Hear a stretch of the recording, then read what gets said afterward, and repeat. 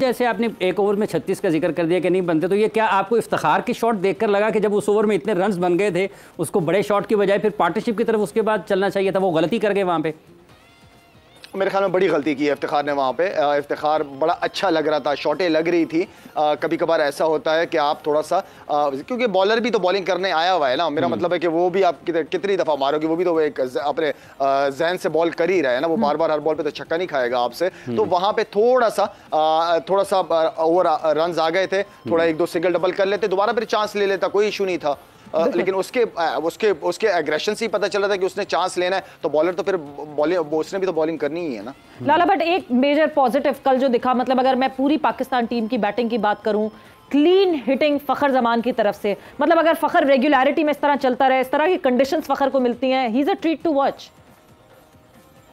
फखर ने बहुत आला खेला है, बहुत पॉजिटिव खेला, इवन कि बाबर ने भी शुरू में बहुत अच्छा खेला है। बाबर मुझे बहुत पॉजिटिव नजर आया, मजा आ रहा था मुझे उसकी बैटिंग देखते हुए। और उसके बाद बीच में आई नो कि वो कहीं थोड़ा सा स्लो हो गया था, वो मे भी इस वजह से कि वहां से फखर चांस ले रहा था। ठीक है, स्मार्ट क्रिकेट थी वो, लेकिन फखर की जो हिटिंग थी वो बहुत जबरदस्त थी, अपनी स्ट्रेंथ पे रहा है, जबरदस्त तरीके से खेला है। और मैं आपको फिर दोबारा कहूंगा कि इस वक्त पाकिस्तान टीम में कोई मैच विनर है तो फखर जमान है, और उम्मीद करता हूं कि इंशाल्लाह इन्हीं रनों को लंबा करके मैच खत्म करके आएगा। बिल्कुल, बट लाला जहां आपने बात की बाबर के थोड़ा सा स्लो डाउन होने की, क्या वो इंग्लैंड टीम की स्ट्रैटेजी बहुत अच्छी थी, स्पिनर्स को लगा देना? बाबर का वीक लिंक है स्पिनर्स को फेस करना, आपको लगता है बहुत ऐसा पार्ट है ये, ऐसी जगह है जहां पे बाबर को बहुत ज्यादा हार्डवर्क करना पड़ेगा? बिकॉज एक वीक पॉइंट पकड़ा जाता है किसी एक बड़े प्लेयर का, तो सारी टीम्स उस पर कैपिटलाइज करने की कोशिश करती हैं।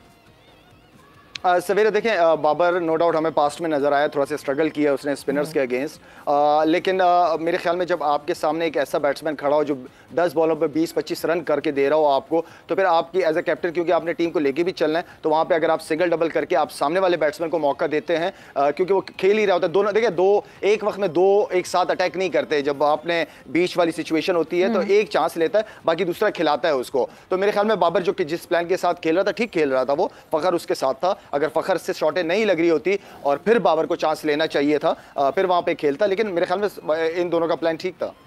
हारिस रऊफ का कमबैक हुआ है शायद भाई, आपने पहले ओवर में उनको रन्स हुए, लेकिन मजमूई तौर पर जो उनकी बॉलिंग थी आप किस तरीके से देखते हैं? रिदम में बिल्कुल अपनी वो पेस में जिसके लिए वो माने जाते हैं, और एक्यूरेसी भी कल थी, आप मुतमईन उनकी कारकर्दगी से कल की?